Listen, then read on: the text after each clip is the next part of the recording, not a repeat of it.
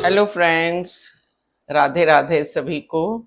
आज बहुत दिनों के बाद मैं ये व्लॉग बना रही हूँ और बनाने का कारण है आजकल न्यूज़ पे छाई हुई खबरें जो हैं, फेसबुक पे हो, चाहे वो यूट्यूब हो, चाहे वो समाचार हो, हर जगह दो तीन खबरें ऐसी हैं जो सुन के भी बड़ा अजीब सा लगता है कि 5 महीने के बाद त्विषा शर्मा आत्महत्या कर ली, 1 साल के बाद दीपिका नागर आत्महत्या कर ली, छत से गिर गई।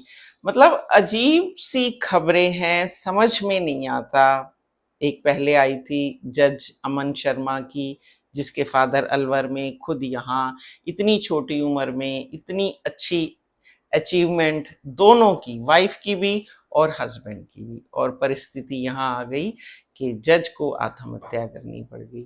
तो ये जो चीजें चल रही हैं समाज में, बड़ा अजीब लगता है सुन के इनको, कि बच्चे इतनी मेहनत करते हैं अपने आप को उस लेवल तक लाने के लिए, पढ़ने के लिए ही नहीं, काफी चीजें और भी करते हैं। जैसे कि ये केस था त्विषा शर्मा का, बेचारी मॉडल, इतनी सुंदर, कहते हैं सुंदर बहू होनी चाहिए, सुंदर बहू होनी चाहिए, इतनी सुंदर एक मॉडल, फिल्मों में काम किया हुआ, खुद काफी कुछ अचीव कर लिया, एमबीए, उसके बाद देखिए क्या हुआ। कुछ समझ नहीं आता कि ये चीजें हमें कहाँ ले जा रही हैं, समाज कहाँ जा रहा है हमारा। चाहे वो लड़का हो या लड़की हो, इतने स्ट्रॉन्ग पर्सनैलिटीज होते हुए भी क्या परिस्थितियां आ जाती हैं कि उनको इस तरह की जो डिसीजंस हैं वो लेने पड़ते हैं। कई बार ऐसे लगता है, ऐसे सिंपल से सोचो ना, कि भाई हाँ, ये इनके पिछले कर्मों का फल होगा, इनके ये कार्मिक योग ऐसे हैं, ये दोनों मिले, इनके कर्मों का कुछ ऐसा होगा। अरे भाई, क्या परिस्थितियां ऐसी हुई, क्या योग ऐसे जुड़े, सब कुछ किया माँ बाप ने, इतनी खुश फोटोज हैं। आप देखो आजकल तो सब देख रहे हैं, मैं भी देखती हूँ, तो इतना अजीब सा लगता है कि इतनी खुश, शादी के समय इतने खुश, चाहे वो सास हो या हस्बैंड हो, फैमिली हो लड़की वालों की, सब इतना खुश। और आज देखिए क्या है, एक दूसरे पे आरोप तो लग ही रहे हैं, सच का कुछ पता नहीं चल रहा। और मैं तो ये कहती हूँ, कैसा घनघोर कलयुग है ये, कि कुछ चीजें जो हमें दिखाई देती हैं, सबको दिखाई दे रहा है कि ये चीज ऐसी हुई होगी, उस लड़की की पर्सनैलिटी ऐसी है कि वो नहीं कर सकती सुसाइड, हो कैसी भी रही हो, फिर भी सिर्फ एक ये नहीं कि समाज समाज में रहने वाले इतने लोग जो इस बात को समझ रहे होंगे, उस फैमिली को जानने वाले लोग जो इस बात से भी सहमत होंगे, लेकिन कोई आगे नहीं आता है, किसी को कुछ लेना देना नहीं है। कई बार दिमाग ना सटक जाता है, मतलब सटकने का मतलब समझ गए ना आप, कि लगता है क्या हो रहा है, कोई किसी का साथ नहीं दे रहा है, तुमको अपनी लड़ाई खुद लड़नी है, लड़ते लड़ते मर जाओ, कोई साथ नहीं दे। अजीब सी परिस्थिति है। एक वो लड़का जिसने कितनी मेहनत की होगी जज बनने के लिए, कि मैं ये बनूंगा, ये कर लूंगा, ये कर लूंगा, क्या किया, 5 साल भी नौकरी नहीं की, 5 साल में शादी की, लड़ाइयां लड़ी, 2 बच्चे पैदा किए, खत्म। शायद यही कर्म योग होगा। लेकिन दिमाग सिर्फ इसी बात से सेटिस्फाई नहीं होता है कि ये कर्म योग होगा। मन ये सोचता है, दिमाग ये सोचता है कि समाज कहाँ जा रहा है।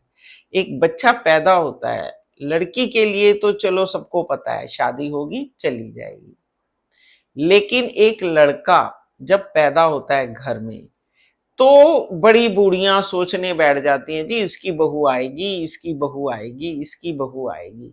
और जब बहू आती है तो 5 महीने में सब खत्म हो जाता है। कितना अजीब सा नेचर है। मतलब अगर कोई मदर इन लॉ है या कोई भी रिलेटिव है, अगर आप इतनी प्यार से चीजों को करते हो, लेके आते हो कि हमारा घर आगे बढ़ेगा, हमारे घर में ये चीजें आएंगी, इनसे जुड़ेंगी, बेटे के लिए हम बहू लेके आते हैं, क्या क्या सपने सोचते हैं। किसी में कोई कमी, किसी में कुछ ना कुछ तो रहता है, ऐसे कोई परफेक्ट आप किसी को लेके नहीं आते ना, भगवान ने किसी को इतना परफेक्ट बनाया। लेकिन ये बुद्धि तो दी है, आप एडजस्ट तो कर सकते हैं।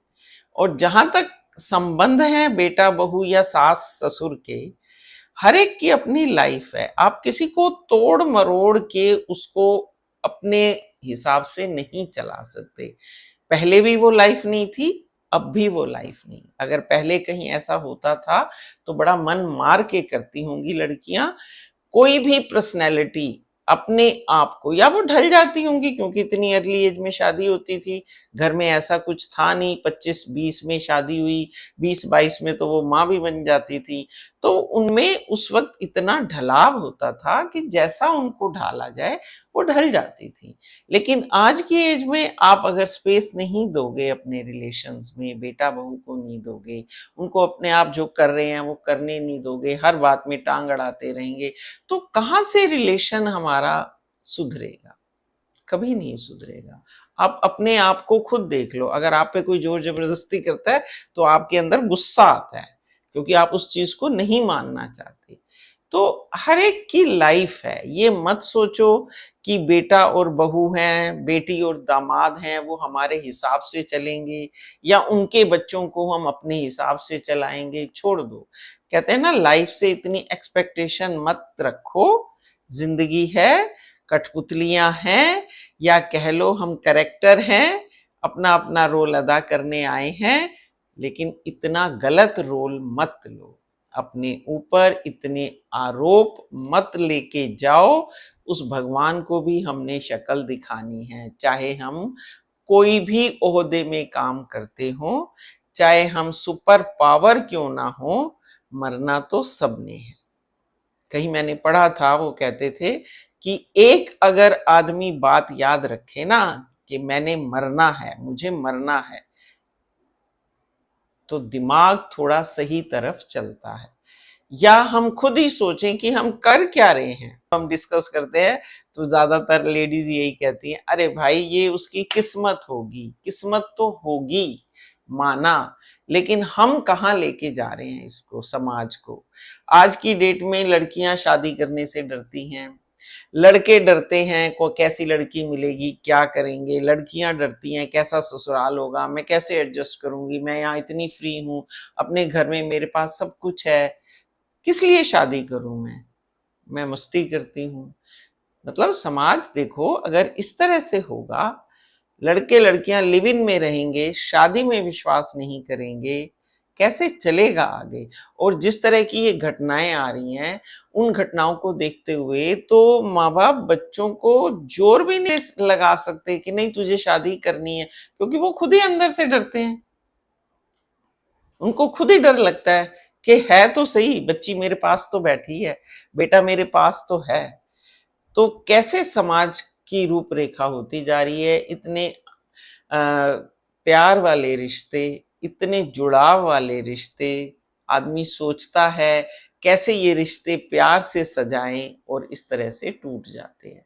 हर एक में कुछ ना कुछ तो होता है भाई। देखो, एक लड़की या एक लड़का इतने सालों के बाद किसी दूसरे से जुड़ते हैं, चाहे वो आप लव मैरिज से जुड़े या अरेंज मैरिज से जुड़े, फिर भी जो रियल लाइफ में जब आप जुड़ जाते हैं, दिन रात का साथ हो जाता है, तो कहीं ना कहीं थोड़ा बहुत सबको एडजस्ट करना पड़ता है। लेकिन उस माँ की दिल से कैसी अब एक आंसू देखो कैसे निकल रहे हैं, जिस माँ ने ये कहा बेटा तू एडजस्ट कर ले, और तीसरे दिन ही ये कांड हो गया, मर गई बेटी। तो अपने मन को मनाना बहुत मुश्किल हो जाता है। मैं तो ये कहती हूँ कि जो आपके संबंध हैं, चाहे वो बाप बेटे के हों, चाहे वो माँ बेटी के हों, चाहे वो सास बहू के हों, कोई भी संबंध हो, बहन भाइयों का भी थोड़ा थोड़ा स्पेस देना शुरू करो। ये मत सोचो कि ये मेरा रिश्ता है तो मैं ही इसके ऊपर हावी हो जाऊं। पति पत्नी में भी यही रहता है। आप देखो, अगर ज्यादा हावी हो जाते हैं फिर रिश्ते खराब हो जाते हैं। तो अपने संबंधों में थोड़ा स्पेस दो, एक दूसरे को समझो, जबरदस्ती नहीं मन मिल रहे हैं, अलग हो जाओ, कोई बात नहीं, छोड़ दो भाई, कोई बात नहीं, जिंदा तो रहोगे। जिंदगी जीने के लिए, किसी को मारने और मरने के लिए नहीं है। मुझे याद आता है जात आया सब इकट्ठे, पहले तो एक घर साथ इकट्ठे होते थे ना, तो कभी हमारी बड़ी बुआ जी आती थी, बात चर्चा चलती थी शादियों की, तो मेरी बुआ जी पापा को ताया को यही कहती थी कि कैसी भी हो लड़की, सुंदर हो, अच्छी पढ़ी लिखी, कैसी भी हो, बस भगवान उनकी किस्मत अच्छी दे। किस्मत अच्छी दे का मतलब ये था उनका कि जब शादी हो, जिस घर में जाएं उस घर में अपना एडजस्ट हो जाएं। ये जो घटनाएं हैं ये किस्मत के संयोग हैं या क्या हैं, कुछ नहीं कह सकते। मन बड़ा दुखता है, हमारे भी बच्चे हैं, सबके बच्चे हैं, तो थोड़ा सा हमें इन सब के बारे में सोचना पड़ेगा और अपनी लाइफ में जो हमारे रिलेशंस हैं उनमें थोड़ा थोड़ा स्पेस दीजिए। हर एक को जीने का अधिकार है, कहते हैं ना, खुद जियो औरों को भी जीने दो, तो जियो और जीने दो के हिसाब से। हाँ, सब ये सोच लेना कि हमें थोड़ा बहुत एक दूसरे के लिए एडजस्ट करना पड़ेगा, तो लाइफ थोड़ी इजी हो जाएगी। तो इन्हीं शब्दों के साथ मैं आज का ब्लॉग यहीं समाप्त करती हूँ। थोड़ा मन में, कहते हैं ना, विचलित हो जाता है मन कई बार, तो मुझे था कि मैं इस पे कुछ बनाऊं। आशा करती हूँ आपको मेरे विचार अच्छे लगे होंगे। अगर अच्छे लगे हैं तो इन्हें कमेंट्स के द्वारा बताइए कि आपको कैसा लगा, और मेरे लाइव जो आते हैं उनको भी देखा कीजिए। Thanks for watching. आज के लिए इतना ही। Radhe Radhe. Okay, bye bye.